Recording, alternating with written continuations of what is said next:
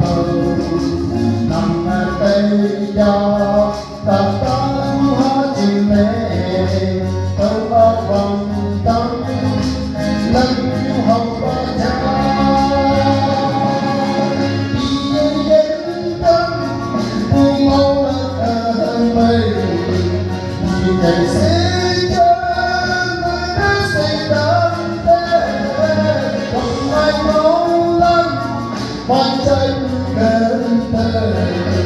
môi lòng ta tâm văn sơ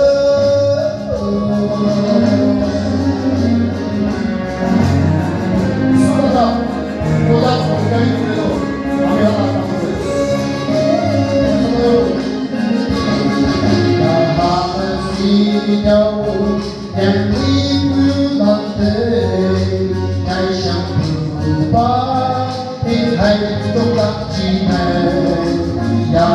mình màu buồn đi lắm ở buồn tê tin không đủ giá mang lên như hậu Hãy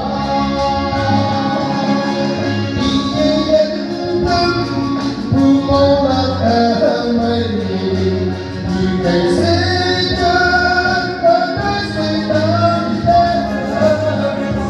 không bỏ lỡ những video hấp dẫn.